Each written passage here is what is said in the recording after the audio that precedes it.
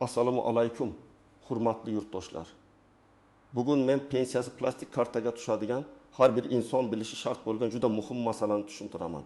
Bu gap faqat pensionerlarga emas, ularning farzandlariga, nevaralariga, qo'shnilarga ham tegishli. Chunki ko'p hollarda pensionerning kartasini aynan yaqinlari ishlatadi, pul yechadi, to'lov qiladi yoki pul o'tkazadi.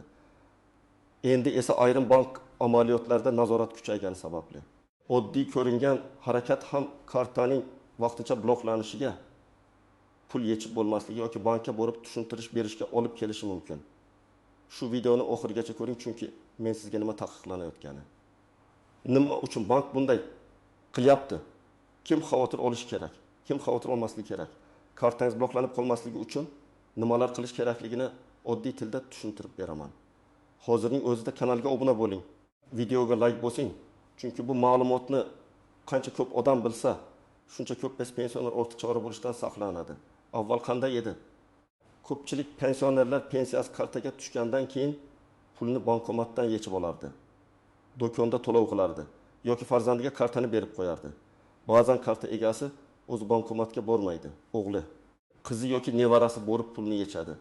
Ba'zan esa pensionerning kartasiga boshqa odamlardan pul tushadi.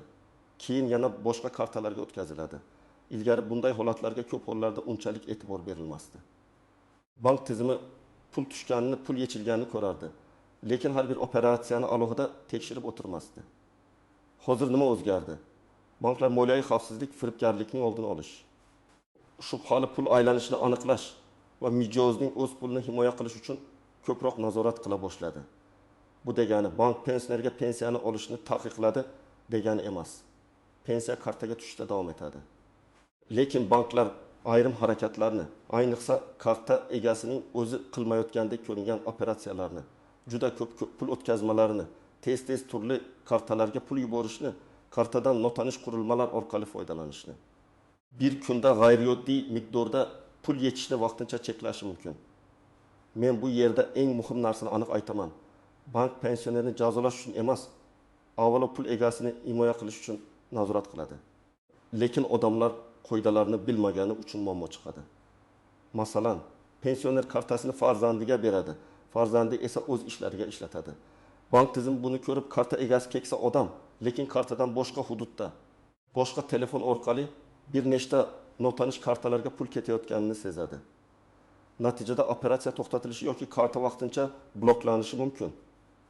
Endi kimlar ehtiyot bo'lishi kerakligini birma-bir tushuntiraman. Birinchi navbatda kartasini boshqa odamga berib qo'ygan pensionerlar ehtiyot bo'lishi kerak. Men amaliyotda ko'p ko'rgan holat shunday. Ona yoki ota pensiyasini oladi, lekin kartani o'g'liga beradi. O'g'il esa o'sha kartadan kommunal to'lov qiladi, telefoniga pul tashlaydi, internet do'kondan xarid qiladi, ba'zan do'stiga pul o'tkazadi. Pensioner buni yomon niyat bilan qilmaydi. Shunchaki bolam o'zi biladi deb ishonadi. Lekin bank uchun karta egasi bitta shaxs, amaliyotlar esa boshqa odamning odatiga o'xshaydi. Shu sababli tizim savol beradi. Bu pulni haqiqatan ham pensionerning o'zi ishlatyaptimi yoki uning kartasidan boshqa odam foydalanyaptimi? Ikkinchi guruh pensiya kartasidan qarz berish, qarz olish yoki boshqa birovning pulini aylantirish uchun foydalanayotganlar. Masalan, pensionerning kartasiga 1 million 200 ming so'm pensiya tushadi. Lekin shu kartaga bir oy ichida 8 million so'm boshqa odamlardan pul keladi va keyin 7 million 500 ming so'm turli kartalarga chiqib ketadi.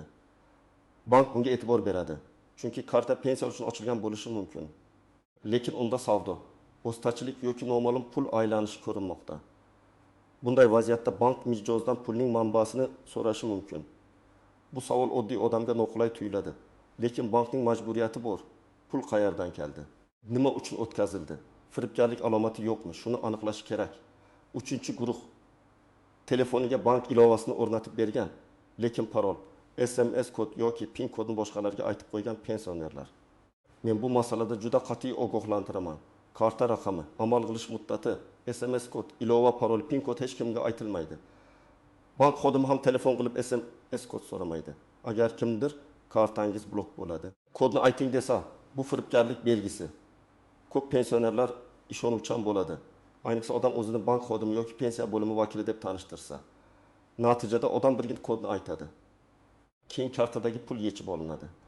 Banklar shu kabi holatlar ko'paygani uchun ayrim operatsiyalarni to'xtatib, qo'shimcha tasdiq so'rashi mumkin. 4-guruh kartadan bir kunda noodatiy tarzda katta summa yechadiganlar. Masalan, pensioner odatda har oy 1 million 500 ming so'm pensiya oladi va 500 ming so'mni bankomatdan yechadi. Lekin bir kuni kartaga qo'shimcha 1 million so'm tushadi va darhol hammasi yechiladi. Bank tizimi buni shubhali deb ko'rishi mumkin. Albatta bu pul halol bo'lishi mumkin. Farzandi uy ta'miri uchun yuborgandir, qarindoshi davolanishga yordam bergandir yoki pensioner yer sotgandir. Lekin bank buni bilmaydi. Shuning uchun muammo bo'lmasligi uchun yirik pul tutsa, hujjat yoki tushuntirish tayyor bo'lgani yaxshi. Endi kim xavotir olmasligi kerak? Agar sizning pensiyangiz kartaga tutsa, siz o'zingiz bankomatdan pul yechsangiz, do'konda to'lov qilsangiz, kommunal to'lov qilsangiz, kartangizdan faqat oila ehtiyoji uchun foydalanayotgan bo'lsangiz, odatda qo'rqishga asos yo'q. Banklar oddiy pensionerning kundalik xarajatlarini to'xtatishdan manfaatdor emas. Masalan, har oy 1 million 800 ming so'm pensiya tushdi. Siz 1 million so'm yetdingiz, 300 ming so'm oziq-ovqatga, 200 ming so'm dorixonaga. 1 ming so'm elektr va gazga to'ladingiz. Bu tabiiy harakat. Bunda shubhali narsa yo'q. Lekin bir misolni eslab qoling. Toshkent viloyatida yashaydigan pensioner opa kartasini nevarasiga bergan. Nevarasi esa onlayn savdo bilan shug'ullanib, mijozlardan pulni shu kartaga qabul qilgan. Bir oyda kartaga 21 million so'm kirgan. Pensiya esa bor yo'g'i 20 million 400 ming so'm. Keyin pul turli odamlarga qayta o'tkazilgan. Bank kartani vaqtincha cheklagan va opa bankka borib tushuntirish berishga majbur bo'lgan. Bu yerda opa firibgar emas, lekin karta maqsadsiz ishlatilgan. Shuning uchun men aytaman, pensiya kartasini boshqa odamning ishiga, savdosiga, qarz oldi berishga aralashtirmang. Yana bir misol, pensioner amakining kartasiga har oy pensiya tushadi. U o'zi telefon ilovasini ishlatmaydi, lekin qo'shnisi yordam berib ilovani o'rnatib bergan. Bir kuni unga notanish raqamdan qo'ng'iroq qilib, pensiyangiz qayta hisoblanadi, tasdiqlash kodini ayting deyishgan. Amaki kodini aytgan. Bir necha daqiqa ichida kartadan 900 ming so'm yechilgan. Keyin bankka borganida operatsiya SMS kod bilan tasdiqlanganini aytishgan. Bunday vaziyatlarni qaytarish qiyin bo'lishi mumkin, chunki mijoz kodni o'zi bergan bo'ladi. Shuning uchun banklar hozir xavfli operatsiyalarni ko'rsa, oldindan to'xtatishga harakat qiladi. Endi istisnolar, nozik jihatlar va ko'pchilik bilmaydigan holatlarni tushuntiraman. Birinchi nozik jihat ishonchnoma masalasi. Agar pensioner kasal bo'lsa, yura olmasa yoki bankka borish qiyin bo'lsa, farzandi uning nomidan ish yuritishi mumkin. Lekin buning uchun og'zaki kelishuv yetarli emas. Kerak bo'lsa, notarial ishonchnoma rasmiylashtiriladi. Ishonchnomada qaysi bankda, qaysi hisob yoki karta bo'yicha qanday huquqlar berilgani aniq yozilishi kerak. Masalan, pul yechish huquqi bormi, karta bo'yicha ariza berish huquqi bormi, yangi karta olish huquqi bormi? Agar bular aniq ko'rsatilmasa, bank xodimi ayrim amallarni bajarishga ruxsat bermasligi mumkin. Ikkinchi nozik jihat, pensionerning kartasiga farzandlari yordam puli yuborishi mumkin. Bu taqiqlanmagan. Masalan, o'g'li Rossiyadan yoki boshqa shahardan onasiga 1 million so'm yubordi. Bu odatiy holat. Lekin har kuni 10 mingtadan odamdan pul tushib, darhol boshqa kartalarga tarqatilsa, bu oddiy yordamga o'xshamaydi. Bank aynan shuni farqlaydi. Shuning uchun oilaviy yordam bo'lsa, izohda onamga yordam, dori-darmon uchun, uy xarajati uchun kabi tushunarli maqsad yozish foydali. Bu majburiy bo'lmasligi mumkin, lekin keyin savol tug'ilsa tushuntirish osonlashadi. Uchinchi nozik jihat kredit va qarzdorlik. Ba'zi pensionerlarning bankdan krediti bor. Pensiya kartasiga pul tushganda avtomatik yechib olinishi mumkin. Odamlar buni ba'zan bank pensiyamni bermayapti deb tushunadi. Aslida esa shartnomada avtomatik to'lov bo'lishi mumkin. Agar siz kredit olgan bo'lsangiz, shartnomani ko'ring. Oyga qancha yechiladi, qaysi sanada yechiladi, kechiktirilgan qarz bo'lsa necha foiz ushlab qolinadi. Agar pensiyadan ortiqcha yechilayotgandek tuyulsa, bankdan hisob-kitob varaqasini talab qiling. Og'zaki gap bilan cheklanib qolmang. 4-nozik jihat sud qarori yoki ijro hujjati bo'yicha ushlab qolish. Masalan, odamda aliment, kommunal qarz, kredit qarzi yoki boshqa majburiy undirish bo'lishi mumkin. bunday holatda karta yoki hisobga cheklov qo'yilishi ehtimoli bor. Bu bankning o'zi o'ylab topgan qarori emas, ijro organi yoki sud hujjati asosida bo'lishi mumkin. Agar kartangizdagi pulga cheklov qo'yilgan bo'lsa, bankdan cheklov kim tomonidan? Qaysi hujjat asosida qo'yilganini yozma yoki rasmiy tarzda so'rang. Keyin tegishli ijro bo'limiga murojaat qilasiz. 5-nozik jihat karta muddati tugashi. Ba'zan pensioner bank pulimni bermayapti deydi. Aslida karta muddati tugagan bo'ladi. Kartaning old tomonida oy va yil yoziladi. Agar muddat tugagan bo'lsa, pul hisobda turadi, lekin eski karta orqali ishlatib bo'lmaydi. Bunday holatda bankka borib, yangi karta olish kerak. Pasport yoki ID karta kerak bo'ladi. Ba'zi banklarda yangi karta bepul, ba'zilarida tarif bo'lishi mumkin. Buni oldindan so'rab oling. 6-nozik jihat: SMS xabarnoma va telefon raqami. Pensionerning kartasi o'z telefon raqamiga ulangan bo'lishi kerak. Ko'p hollarda karta farzandining raqamiga ulangan bo'ladi. Keyin farzandi boshqa joyda bo'ladi, SMS unga boradi, pensioner esa nima bo'layotganini bilmaydi. Bu xavfli. Agar pensioner ilovani ishlata olmasa ham, hech bo'lmaganda SMS xabarnoma o'z telefonida bo'lgani yaxshi. Shunda pul tushganini, pul yechilganini darhol biladi. Agar notanish yechim bo'lsa, bankka tezroq murojaat qiladi. 7-nozik jihat: bankomatdan pul yechishda begonalardan yordam so'rash. Men buni alohida aytaman, chunki eng ko'p xavf shu yerda. Pensioner bankomat oldida turganda, "Amaki, yordam beraymi? Opa, kartangizni bering. Men yechib beraman" degan odamlar uchrashi mumkin. Yaxshi odamlar ham bor, lekin xavf juda katta. Pin kodni begona odam ko'rsa, karta almashtirib yuborilishi, pul yechib olinishi yoki keyin boshqa operatsiya qilinishi mumkin. Agar yordam kerak bo'lsa, bank ichidagi rasmiy xodimdan yordam so'rang, lekin pin kodni baribir o'zingiz kiriting. Endi aniq nima qilish kerakligini bosqichma-bosqich aytaman.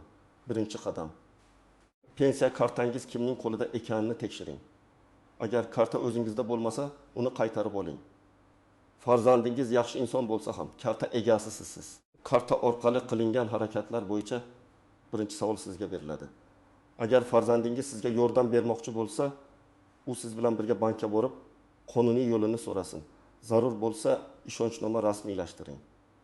Ikkinchi qadam: pin kod va SMS kodlarini almashtiring yoki yangilang.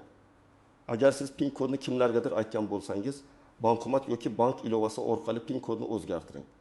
Agar ilova parolini boshqalar bilsa, uni ham o'zgartiring. Agar telefoningiz yo'qolgan bo'lsa yoki sim karta boshqa odamda bo'lsa, darhol bankka murojaat qiling. Bankdan kartani vaqtincha bloklashni va yangi karta chiqarishni so'rashingiz mumkin. Uchinchi qadam: bankdagi telefon raqamingizni tekshiring. Pasport yoki ID karta bilan bank filialiga boring va mening kartamga qaysi telefon raqami ulangan, SMS xabarnoma qaysi raqamga boradi deb so'rang. Agar eski raqam, farzandingiz raqami yoki ishlamayotgan raqam ulangan bo'lsa, o'zingiz ishlatadigan raqamga almashtiring. Bu kichik ishdek ko'rinadi, lekin pul xavfsizligi uchun juda muhim. 4-qadam: kartangizdan notanish pul aylanishiga yo'l qo'ymang. Birov xola kartangizga pul tushirib turay, keyin men yechib olaman, amaki, mening kartam ishlamayapti, siznikidan foydalanib turay desa rozi bo'lmang. Siz yaxshi niyat bilan yordam berayotgan bo'lishingiz mumkin, lekin o'sha pulning kelib chiqishi muammoli bo'lsa, bank savolni sizga beradi. Ayniqsa internet savdo, kripto, garov, qimor, noma'lum investitsiya. Tez daromad va shunga o'xshash ishlarga pensiya kartasini aralashtirmang. 5-qadam: yirik summa kelganda hujjatni saqlang. Masalan, farzandingiz davolanish uchun 2 million so'm yubordi. Yaxshi, bu qonuniy yordam. Lekin keyin bank savol bersa, siz farzandim yuborgan deb aytasiz. Iloji bo'lsa, pul o'tkazmasi izohida maqsad yozilsin. Agar yer, mashina, chorva yoki buyum sotgan bo'lsangiz, kelishuv, tilxat yoki boshqa tasdiqlovchi hujjatni saqlang. Men hammaga shuni maslahat beraman. Pul halol bo'lsa ham, izohi va hujjati bo'lsa, muammo ancha tez hal bo'ladi. 6-qadam: karta bloklansa vahima qilmang. Avvalo bankning rasmiy telefon raqamiga qo'ng'iroq qiling yoki eng yaqin filialga boring. Ijtimoiy tarmoqdagi noma'lum raqamlarga yozmang. Blokni ochib beraman degan odamlarga ishonmang. Bankka borganingizda pasport yoki ID karta, telefon, agar kerak bo'lsa, pul kelib tushganini tushuntiruvchi hujjatlarni olib boring. Xodimdan blok sababi nima ekanini aniq so'rang. Xavfsizlik sabablimi, karta muddati tugaganmi, ijro cheklovimi, kredit qarzimi yoki texnik muammomi? Yettinchi qadam yozma ariza berishni biling. Agar bankda masala og'zaki hol bo'lmasa, ariza yozing. Arizada ism familiyangiz, pasport yoki ID ma'lumotingiz, telefon raqamingiz. Karta raqamingizning oxirgi 4 raqami, muammo sanasi va mazmunini yozing. Masalan, pensiya kartam orqali pul yecha olmayapman. Cheklov sababi va uni bartaraf etish tartibini yozma ravishda tushuntirib berishingizni so'rayman. Arizaning nusxasiga qabul qilingan sana va raqam qo'ydirib oling. Bu keyingi murojaatlar uchun muhim. 8-qadam pensiya bo'limi va bank masalasini farqlang. Pensiya tushmagan bo'lsa, avval aniqlang. Pul umuman hisobga o'tmaganmi yoki hisobga tushib, karta orqali ishlamayaptimi? Agar pensiya tayinlanmagan, qayta hisoblanayotgan yoki hujjat muammosi bo'lsa, bu pensiya jamg'armasi yoki tegishli organ masalasi bo'lishi mumkin. Agar pul hisobga tushgan, lekin yechib bo'lmayotgan bo'lsa, bu bank masalasi bo'lishi mumkin. Shuni farqlasangiz, bekorga bir idoradan boshqasiga qatnamaysiz. 9-qadam oilada buni ochiq gaplashing. Farzandlar ba'zan ota-onasiga yordam bermoqchi bo'lib, kartani o'zida olib yuradi. Lekin endi hamma tushunishi kerak. Pensioner kartasi shaxsiy moliyaviy hujjat. Uni oila ichida ham tartib bilan ishlatish kerak. Agar farzand xarid qilib bermoqchi bo'lsa, pensioner bilan birga bo'lsin yoki o'z kartasidan to'lasin. Agar har oy pul berib turmoqchi bo'lsa, pensioner kartasiga aniq izoh bilan yuborsin. Lekin pensioner kartasini o'zining asosiy hisob raqamida ishlatmasin. 10-qadam. Firibgarlik belgilarini yodda tuting. Sizga kimdir telefon qilib, pensiyangiz oshadi, bank kartangiz yangilanadi, kompensatsiya olasiz.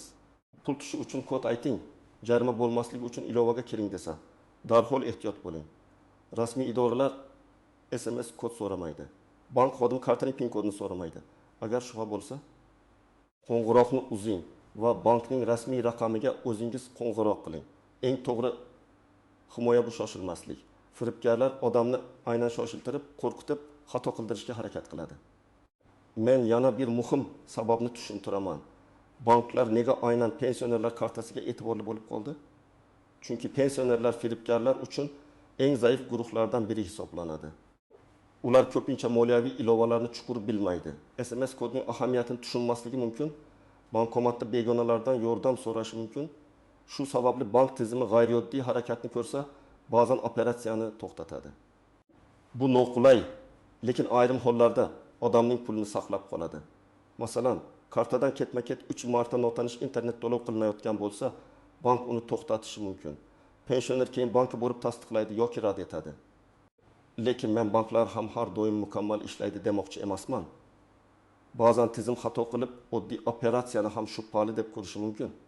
Masalan, pensioner birinchi marta boshqa viloyatga borib, u yerdagi bankomatdan pul yechmoqchi bo'ladi.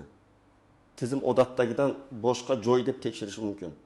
Yoki pensioner dorixona uchun katta to'lov qiladi. Bu ham odatdagi xarajatlardan farq qiladi.